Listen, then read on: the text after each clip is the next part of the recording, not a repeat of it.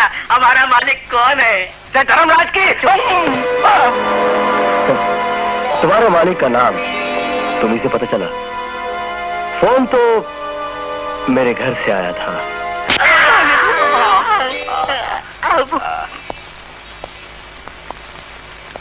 शाबाश, तुम में हिम्मत भी है और ताकत भी। ये लो। No thank you sir, I have only done my duty as a law abiding citizen of India. अरे तुम पढ़े लिखे हो? Post graduate sir.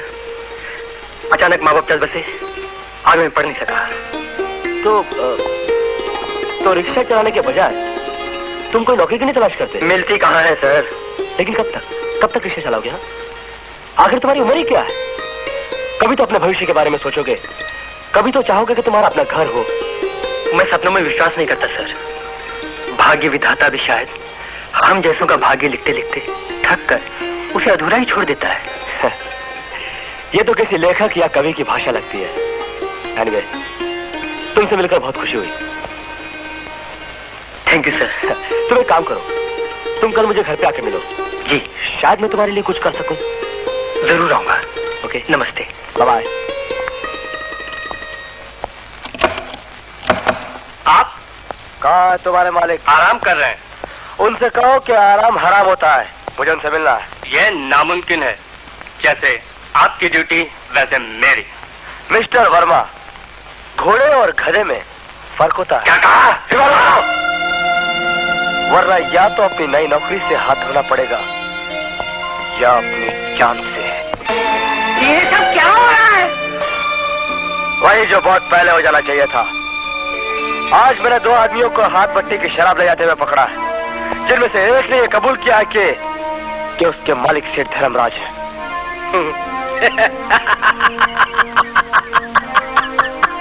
और आप फौरन से धर्मराज के घर पहुंच गए। क्योंकि ये मेरी ड्यूटी है। मैं आप ही के शब्द दोहराता हूँ कि हम जैसे बड़े लोगों के जितने दोस्त होते हैं उतने ही दुश्मन कम आए।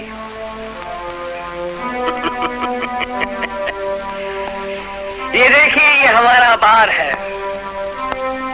दुनिया भर की कीमती से कीमती शराब यहाँ मौजूद है। Care to have a small one? जी नहीं, मैं शराब नहीं पीता। वो क्या है कि दुनिया भर के लोग हमें मिलने आते हैं, उनकी खातिर तो हमें करनी ही पड़ती है, वरना हमारे तो सिर्फ 3 ड्रिंक्स है। पहला ठंडा पानी, दूसरा गरम दूध, और बात हुआ तो लस्सी, वो भी मीठी। I see. You see like a blind man. वरना आप हाथ भट्टे की शराब के साथ मेरा नाम लेने की बेवकूफी नहीं करते। Hey, mister Dharmraj. सेठ Dharmraj, understand? Just get out of my house. और आज के बाद किसी लुच्चे लफंगे की बात में आकर मेरे घर आने के बजाय आप अपने किसी सीनियर ऑफिसर के पास जाइएगा, वरना आप कहीं के नहीं रहेंगे। हेलो गोविंद, बैठो। Thank you sir. सर, मुझे एक अरेस्ट वारंट इशू करने के लिए आपकी इजाजत चाहिए। किसे गिरफ्तार करना है? सेठ धर्मराज। तुम्हारा दिमाग तो ठीक है? Yes sir. कल रात मैंने 2 बदमाशों को कच्ची शराब ले जाते हुए पकड़ा, जिनमें से एक ये बोल गया कि उसके मालिक सेठ धर्मराज है। आप हंस रहे सर? तुम्हारी नादानी पर, जो अक्सर ड्यूटी की खातिर जान तक खतरे में डालने को तैयार यंग आईपीएस ऑफिसर कर बैठते हैं। सर, मैं शहर के लिए नया जरूर हूँ, लेकिन अब तक जो जानकारी मैंने उस आदमी के बारे में हासिल की है उससे कहीं ज्यादा पुलिस की सीक्रेट फाइल्स में रिकॉर्डेड है। फिर भी उसके खिलाफ हम लोग कुछ नहीं कर सकते? ड्यूटी ज्वाइन करने से पहले हमें जो कसम दिलाई जाती है कि भले ही वो कितना बड़ा आदमी हो, अगर वो गैर कानूनी काम करता है तो मुजरिम है, उसे सजा मिलनी चाहिए। बिल्कुल सही है, मगर कसम खाने और उसे निभाने के बीच में कई दीवारें आड़े आती हैं। किस देश में माफी जैसे गिरोह और उनके बादशाह नहीं है? सेठ धर्मराज उसी लेवल का आदमी है। कानून से भी बढ़कर? हाँ, क्योंकि कानून बनाने वाले खुद उनकी मुट्ठी में कैद हैं। हम तो सिर्फ कानून के नौकर हैं। सर, मैंने खामखा आपका वक्त ज़ाया किया। तुम्हारा सीनियर ऑफिसर और ज्यादा तजुर्बेकार होने के नाते एक लास्ट वार्निंग देता हूं। जल्दबाजी में अगर धर्मराज से टक्कर देने की कोशिश की तुमने अब तक जो नाम कमाया है हाथ में मिल जाएगा, साथ में तुम भी। मैं याद रखूंगा सर।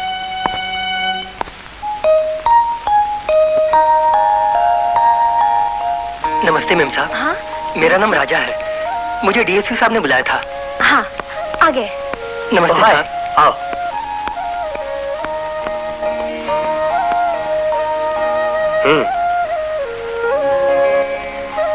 बैठो। मैं एक मामूली रिक्शा वाला। प्रजातंत्र देश में छोटे बड़े का कोई भेदभाव नहीं होता है। आज का रिक्शा वाला कल प्रधानमंत्री भी बन सकता है। बैठो बैठो। राजा, ये हमारी बेटी दीपा। नमस्ते। अरे बाप रे, आज से इसे स्कूल ले जाने और लाने की जिम्मेदारी तुम पर। 150 रुपए महीना। और अगर तुम गुलामी ना समझो तो रोज शाम को दीपा की ट्यूशन, उसकी 250 अलग। सर, आप जमीन की धूल को आसमान के बादलों तक पहुंचाना चाहते हैं। राजा, तुम पढ़े लिखे आदमी हो, तुम्हें मालूम होना चाहिए कि आसमान के बादल भी जमीन की धूल से ही पैदा होते हैं। चलो बेटे, चलो राजा अंकल के पास। चलो राजा अंकल। अंकल? अरे अरे, इसमें रोने की क्या बात है? ये तुम्हें अंकल नहीं तो और क्या कहेगी? ये खुशी के आंसू है सर, ऐसी खुशी जो आज तक मुझे सपने में भी नहीं मिली।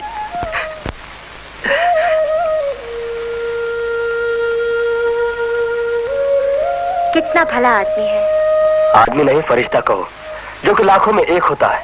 मैं चलूं मैडम? Permission granted. अरे ये तो बड़े साहब की बेटी है, इसे सलाम करने में कोई खतरा नहीं। सलाम मैम साहब। नमस्ते।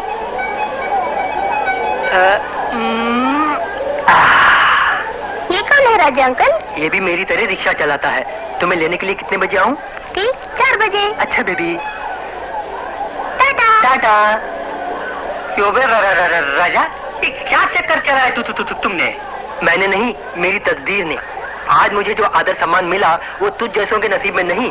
आदर सम्मान? अपने को तो सिर्फ माल से ही मतलब है। माल है तो कमाल है। लानत है तुझ पर। मैं चला साला। कोई नई ताजा खबर? No sir. वायरलेस रूम से भी नहीं? जी नहीं। तो फिर आज की ड्यूटी खत्म। हेलो, यस, आप कौन? मैं प्रेस रिपोर्टर सूरज बोल रहा हूँ। ओह, आपके लिए फोन सुरेश अखबार वाला। फोन? हेलो, हाँ सुरेश। Good evening sir. आपने जो सबक सिखाया था कि प्रेस वालों को कानून का साथ देना चाहिए, तो तुम भूले नहीं अभी तक? आगे बोलो। एक शर्त है कि कानून को भी प्रेस वालों का साथ देना चाहिए। मैं कुछ फोटोग्राफ लेना चाहूंगा फटाफट। मुझे कोई एतराज नहीं। आपने होटल आराम का नाम सुना है? हाँ, जिसका उद्घाटन शहर के बहुत बड़े आदमी ने किया था, जिसका इस वक्त फोन पे नाम लेना ठीक नहीं है। एग्जैक्टली।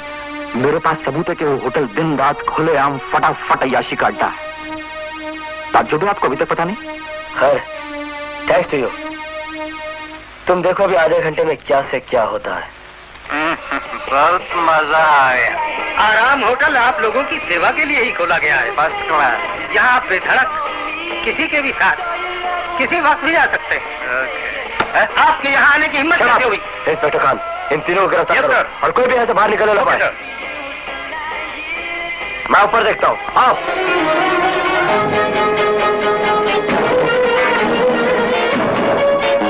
इसको कौन देखो? जल्दी निकल। बटन तो लगे दो। आपको शायद ये पता नहीं, ये होटल सेठ धर्मराज का है।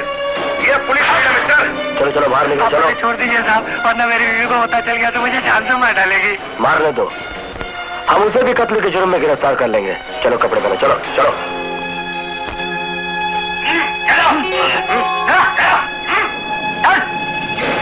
चलो चलो, कमाल क्यों? छोड़ दो साहब, छोड़ दो साहब, गलती हो गई। छोड़ो साहब। चलो सबको लेके चलो, चलो। कमान, मूव, मूव। क्या हुआ? Police red. और तुम हमेशा की तरह मुझसे पहले पहुंच गए। फटाफट। यही फर्क होता है एक प्रोफेशनल और एक अनाड़ी प्रेस रिपोर्टर में। मैं अनाड़ी हूँ? सोच के देखो, जो खबर तुम्हारे संध्याकाल के लेट एडिशन में छपनी चाहिए, उसे कल लोग हमारे प्रभात के सुबह के एडिशन में पढ़ेंगे और साथ में देखेंगे कई दिलचस्प फोटोग्राफ्स। हाँ, तुमने फोटोज भी ले लिए? फटाफट, पूरे 35 फोटोग्राफ्स। एक दो मुझे दो ना, प्लीज हेल्प मी। आखिर हम दोनों दोस्त हैं ना? बंदे हैं भाई, बंदी नहीं। वैसे जिंदगी में तुम्हारे लिए जान भी हाजिर है अनीता। हमें एक दूसरे की हेल्प करनी चाहिए।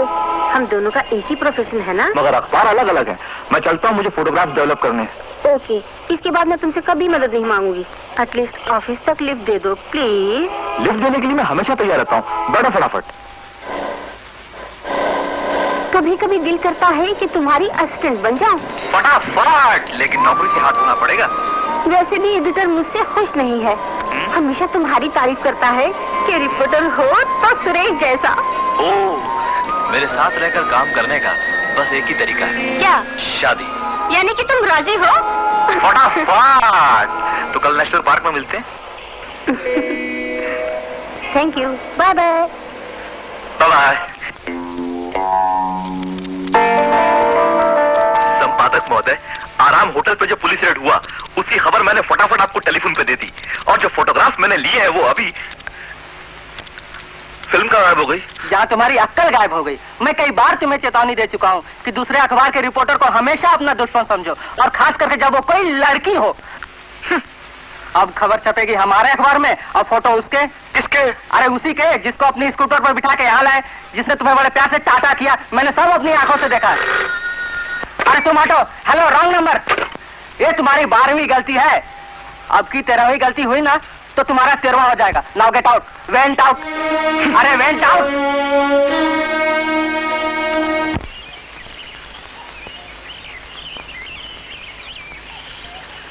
ये तुम्हारी 12वीं गलती है। अब की 13वीं गलती हुई ना तो तुम्हारा 13वां हो जाएगा। Now get out. Went out. अरे वेंट आउट।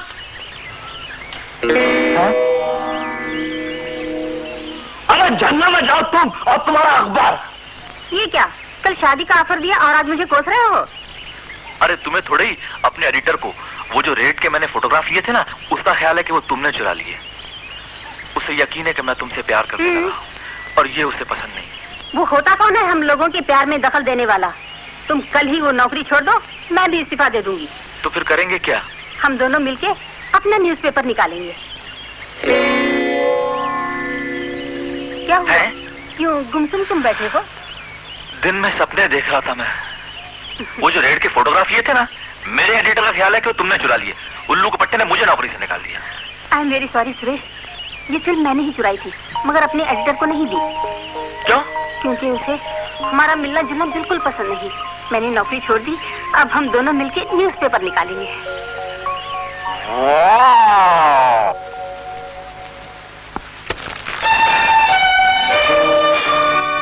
जानते हुए भी कि होटल आराम हमारा है, उसने वहां रेड करने की हिम्मत की।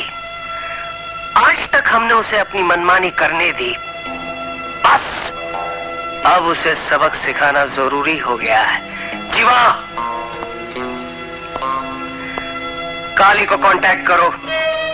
सिर्फ इतना याद रहे कि वो डीएसपी को जान से न मारे। काली भैया, तूने उस दिन जो मैनेजर को धमकी दी, उस साले ने मुझे नौकरी दे दी। Thank you.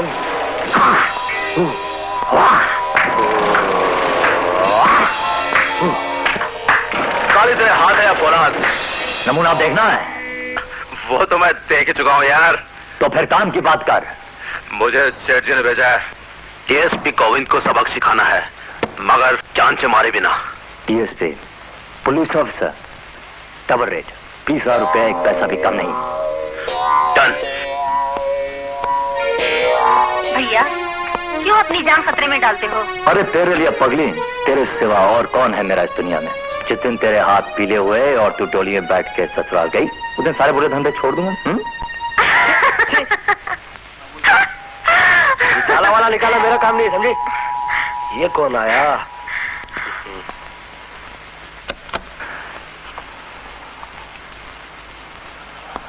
कौन हो तुम? नाम काले, काम लोगों की हड्डी पसली तोड़ना और वो भी उनसे पूछकर हाथ पैर या सर जो भी तोड़ना चाहें। ये कांस्टेबल ने तुम्हें अंदर कैसे आने दिया? वो मुझे रोक नहीं सका, मैंने उसे 2-3 घंटे के लिए सुला दिया। मुझसे कोई काम है? आपसे तो खास काम है हुजूर, बताइए क्या तोड़ना चाहेंगे आप? 1 मिनट, तो 1 सेकंड। राधा, राधा मैं भैया।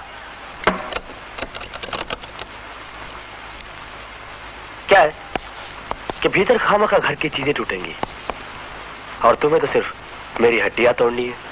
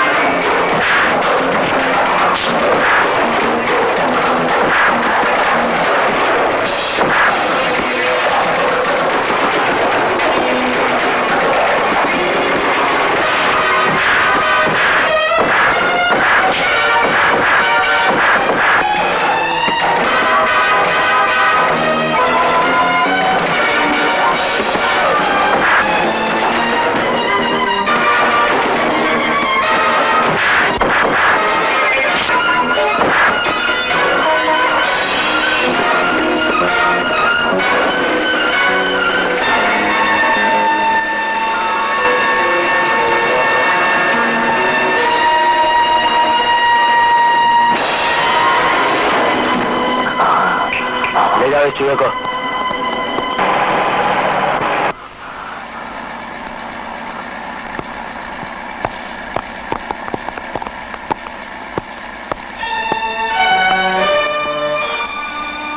धर्मराज, ओ सॉरी, सेठ धर्मराज जी। क्या है? हाँ, आपने ये अपने कौन से भाई को भेजा था? अर्जुन, भीम, नकुल, सहदेव? हाँ, ये बेचारा तो 6 महीने के लिए अंदर हो गया। नॉनसेंस, मैं इस आदमी को जानता तक नहीं। मैं तो इधर से गुजर रहा था बस। वो भी इतने सही वक्त पर?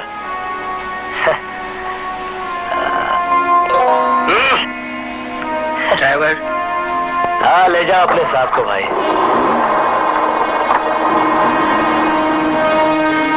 मैंने नहीं देखी। क्यों नहीं देखी? मैंने टिकट नहीं ली। मैं तो चोरी आई हूँ, चुपके पैसे लेके। मेरी टिकट लगने वाली है, उसका नाम, हाँ वो नेक्स्ट फ्राइडे लगेगा। नेक्स्ट फ्राइडे नहीं लगेगा। ये नीली साड़ी वाली जी।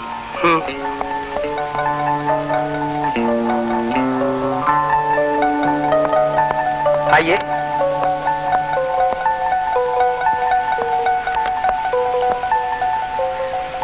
कहाँ है भैया? वो अभी आते हैं।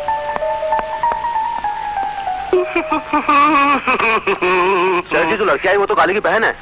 अच्छा, वेरी गुड, वेरी गुड। वो साला हमारे 20,000 रुपए भी खा गया और मार खाकर 6 महीने के लिए जेल चला गया।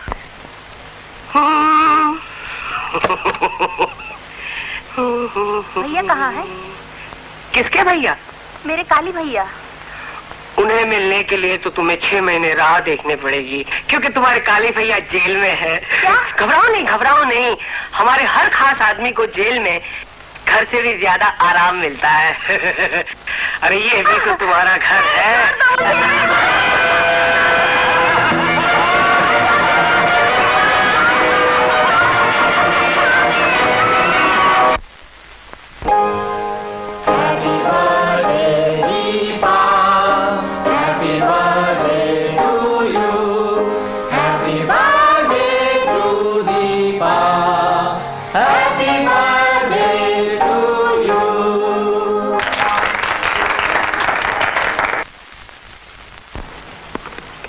हेलो, हाँ मैं बोल रहा हूँ।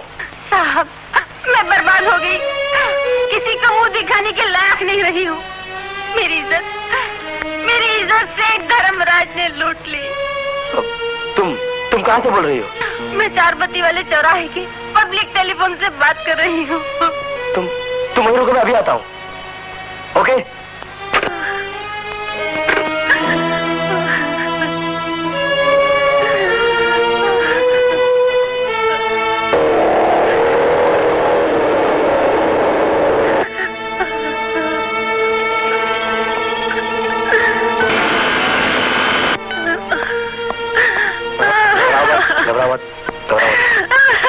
Inspector Khan, yes sir. इन्हें फौरन हॉस्पिटल लेके जाओ। Yes sir. डॉक्टर से कहना मुझे उनकी मेडिकल रिपोर्ट चाहिए अर्जेंट। Okay sir. आओ बेन। आओ बेन, आओ।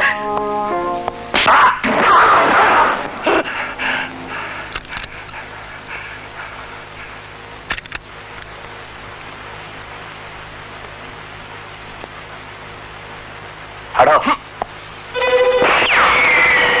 ये सब क्या हो रहा है? हाथ आगे बढ़ाओ धर्मराज। दोस्ती का? लाए, रंगे हाथों पकड़े जाने का। किस जुर्म में? काली की बहन की आबरू लूटने के जुर्म में। मिस्टर गोविंद, काली को आपने जेल कर दिया। उसकी इकलौती बहन शायद धंधा करने लगी हो, मगर हमारा उसके साथ कोई संबंध है, ये बात प्रूव करना आपके लिए बहुत मुश्किल है। तुमने मुझ पर हाथ उठाया। शुक्र मनाओ, वरना तुम जैसे लातों के देवता बातों से नहीं मानते। आओ, चलो चलो।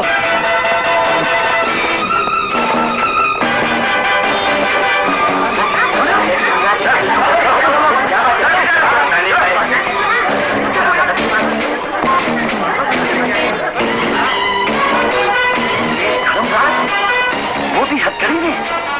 चलो, यह है तुम्हारे जुर्म का सबूत, काली की बहन का बयान और शहर के सबसे बड़े डॉक्टर की रिपोर्ट। पढ़ो, पढ़ो।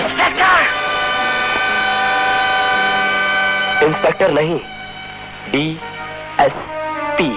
सेठ धर्मराज पर इतना गंदा इल्जाम लगाना तुम्हें बहुत महंगा पड़ेगा। आज की रात हवालात में गुजारो, कल सुबह अदालत में देखा जाए।